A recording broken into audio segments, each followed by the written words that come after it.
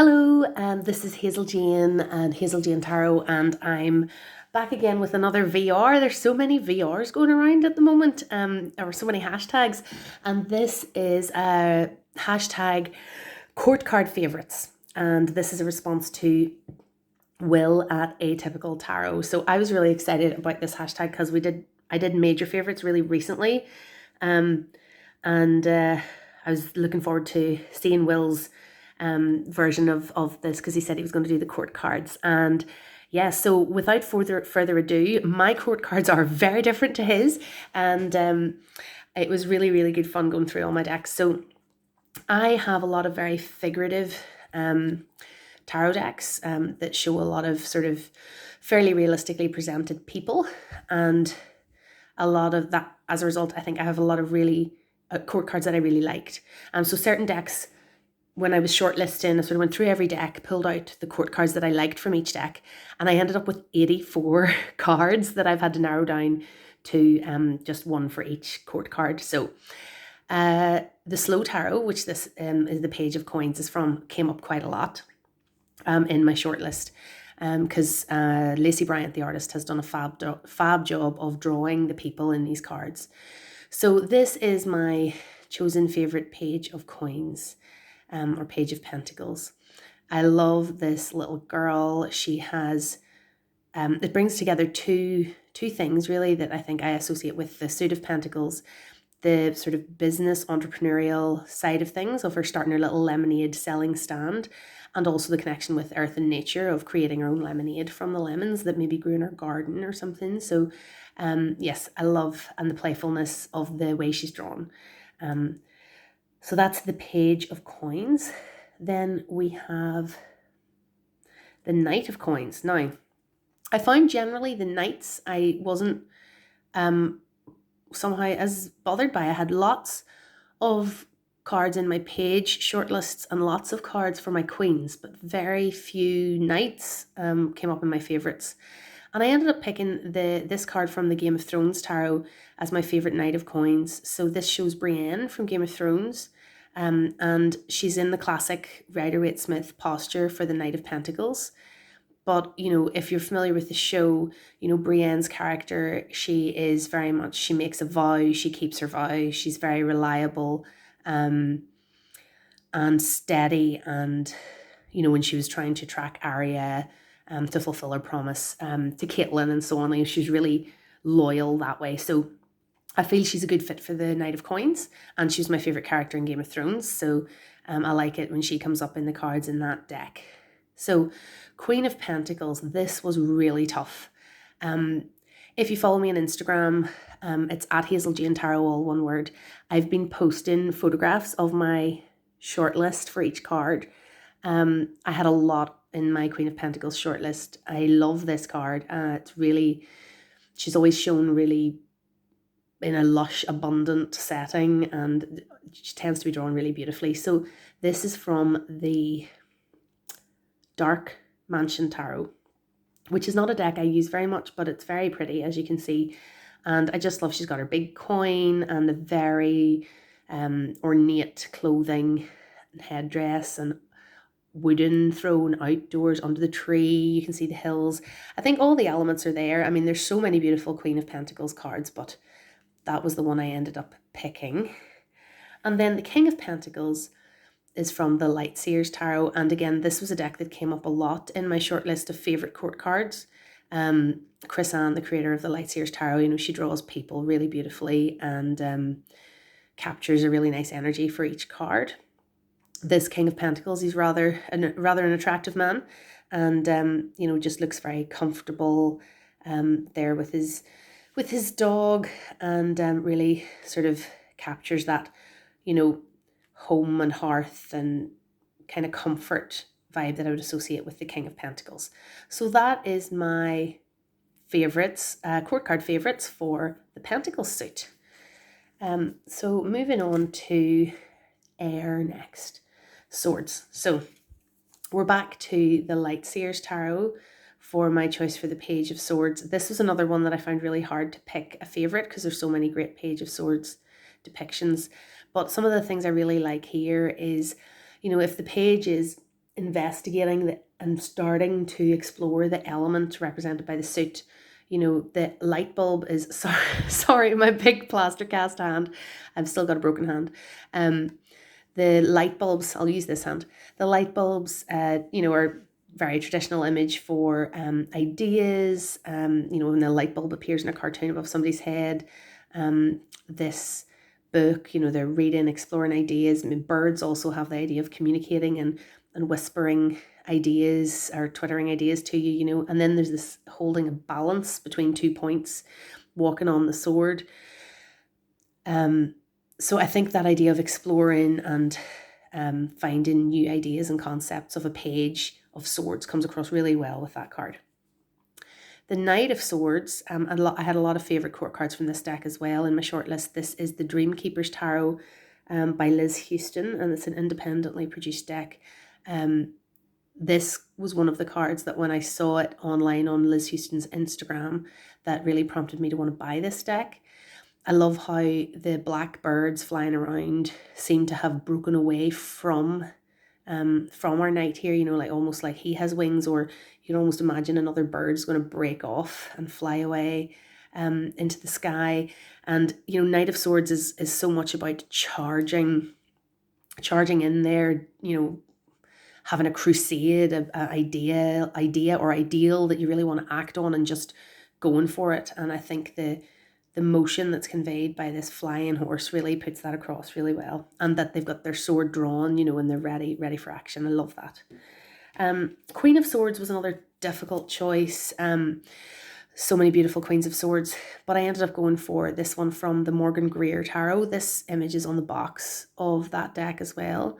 So this is one of the sort of classic 70s tarot decks, and I just love how she's looking straight at you. The Queen of Swords is a card that I find a bit more shadowy. I know some people love the Queen of Swords, really identify with her, but I tend to associate the Queen of Swords with that kind of critical voice in my head.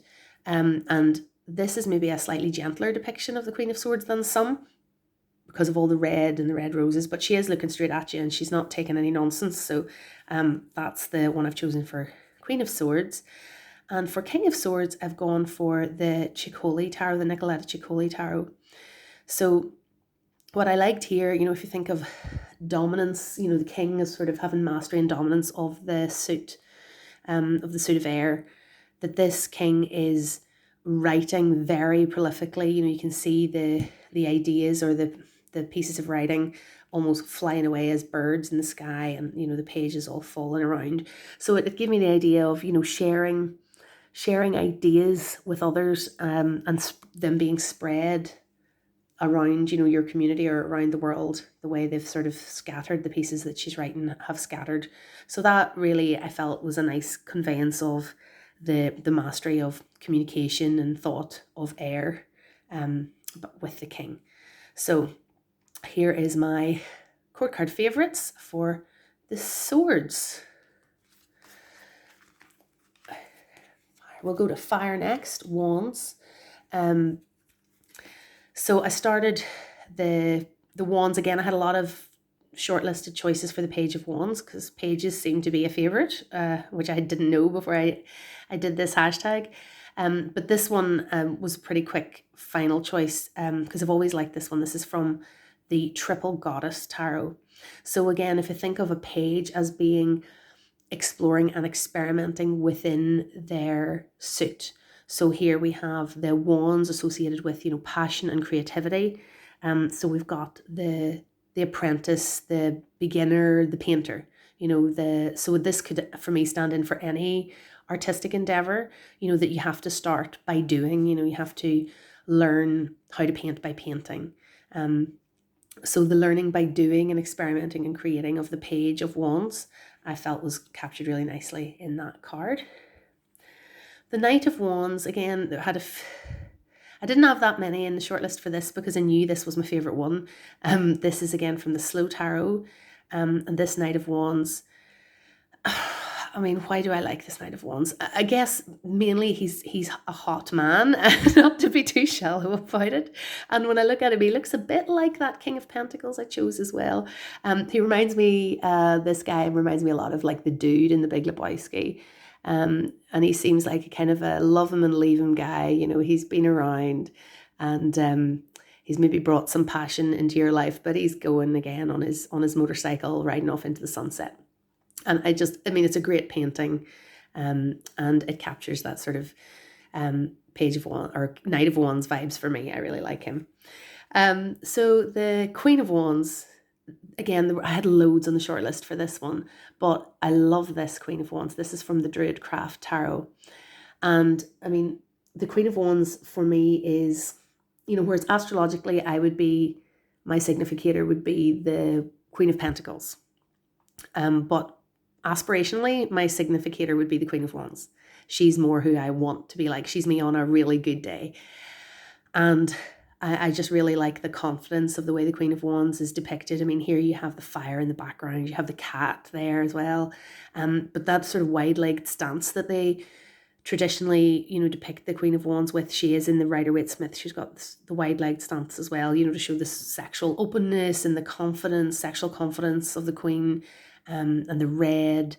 So like I associate the Queen of Wands as being, you know, the performer, the person on stage, like you know, if you take the evolution from the apprentice trying their creative arts to like the Queen is really like right at home in it, because the Queen is the creator of the suit of the court anyway, you know, and so she's like the ultimate creative force, and sharing and presenting her creativity into the world, as well as nurturing aspect of the Queen too. But I just love the confidence and the posture of that Queen.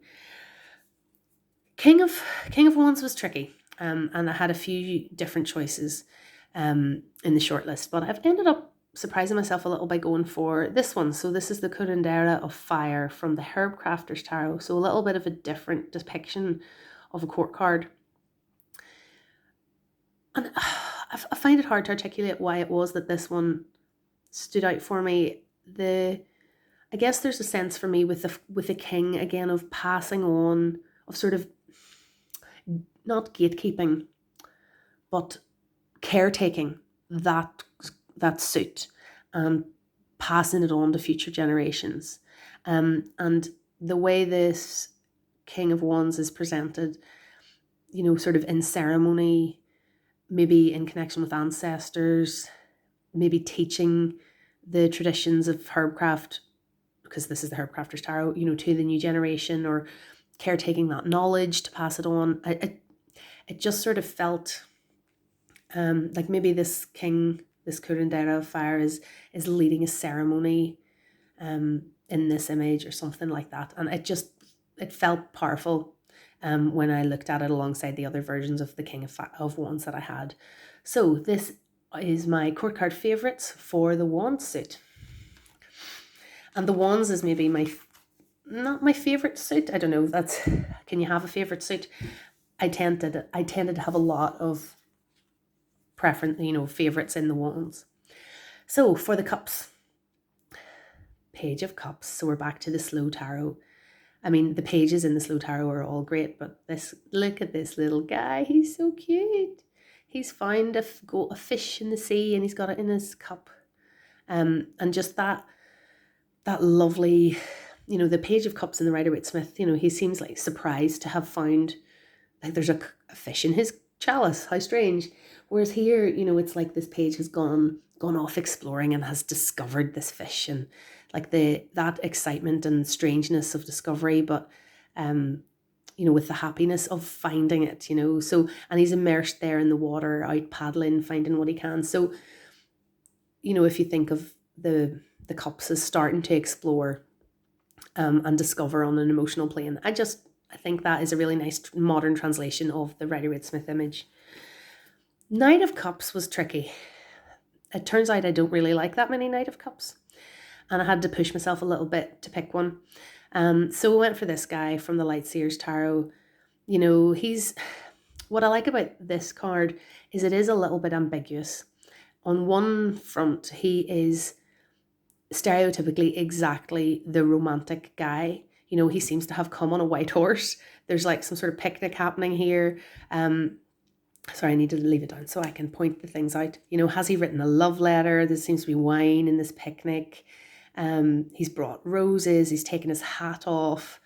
You know, he seems to be performing the rituals of romance just perfectly. So it could be like, here's your knight in shining armor, the perfect guy, the perfect offer of romance. However, there's something so by the book about this that it seems maybe a little superficial, a little shallow. Like, is this just a performance of the tokens of romance, and then he's going to be gone in the morning? So it doesn't tell you in this card if it is a genuine offer of romance or if this is a superficial offer of romance. So I think that the kind of performed ritual of romance in this card works quite well for the Knight of Cups. Queen of Cups was another tricky choice because there were so many lovely Queen of Cups depictions. Here I've gone again for the Druidcraft Tarot, which has a really, you know, the queens in the Druidcraft Tarot are really fabulous. So I think the element of the Queen of Cups that this puts across really nicely is that this sort of psychic connection aspect of the Queen of Cups.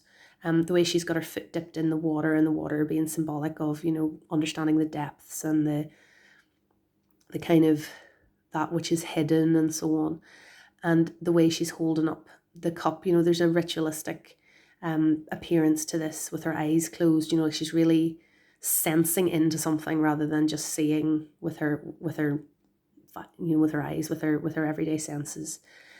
So I think that really brings across that psychic aspect of the card.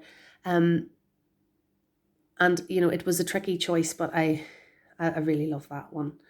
And for the King of Cups, I've gone for This Might Hurt Tarot, which, again, there were a lot of really fantastic court cards in that deck, and there were quite a few in my shortlist. So what I like here is, you know, we have an elder person, and I like when the kings are depicted as elders. Like the Gaian Tarot, which I love, has elder as instead of king, for the courts. But here we have the King of Cups, and he's navigating this boat through choppy waters, but you can see the calm waters in the distance. And I like the idea of the King of Cups being so well experienced and versed, and, you know, having a deep understanding of emotional and relationship matters, that he's there with his little boat and he can guide you through the choppy waters back into the smooth waters. So I really like that depiction of the King of Cups. It's actually very similar to the King of Cups in the Gaian Tarot, which also shows an elderly white man in a rowing boat, but the water in that is calm throughout, and I like the choppy water here in this King of Cups. So that is my court card favourites for the Cup suit. And that's it. That's my court card favourites. That's my one choice for each one. But I do have a couple of honourable mentions to finish off with, because I realised once I had chosen all of my court card favourites, the one deck that didn't get any mentions was the Gaian Tarot, which is like my favourite tarot deck. And I don't know how it kept getting bumped. Like, they would get into the last, as I was selecting down my shortlist, they would get into like the last two, and then I would end up picking the other one. And I think I was afraid I didn't want like all of my choices, like my 16 cards, to be just all the Gaian Tarot, and then I ended up none of them were the Gaian Tarot. So here are a few favourites from the courts of the Gaian Tarot. The Guardians are the queens, so this is the Guardian of Water, and I love what's maybe missing in the one that I showed before from the Druidcraft Tarot is this element of nurture, of the emotional element. You know, so if water is the element of emotion and relationships, and queens are the aspect of nurture or guardian, you know, here she is, you know, her arms are open. You can imagine this guardian just embracing you, comforting you. You know, she has a lovely soft quality, a lovely gentle quality. And if you contrast her facial expression with her facial expression, here we have the Guardian of Air. This is the Queen of Swords. And, you know, again, she's similar to other depictions, you know, I feel like this Queen of Swords, like she is taking no shit from you. She is not going to listen to the stories you tell yourself about whatever it is that's going on. She is going to cut through to the truth, and she can see right through you. And I can imagine the sound of the singing bowl, you know, the resonance of the singing bowl and the snowy landscape that she's set in. I find this a really powerful depiction too. So it was very close with them and the ones that I finally chose. And then the Elder of Fire, if you can remember, the Curandera of Fire is very similar to this one. Whereas, you know, this Elder of Fire is seen, you know, you can see her in ritual. The other picture, you could only really see the hands, but what was going on might have been very similar. And then a couple of final favourites, the Queen of Pentacles from the Lightseers Tarot and the little Page of Swords from the Slow Tarot that I love. So thanks, Will, for starting this hashtag Court Card Favourites. If you've done this, please reply below or comment below so I can go see your video. And thanks for watching.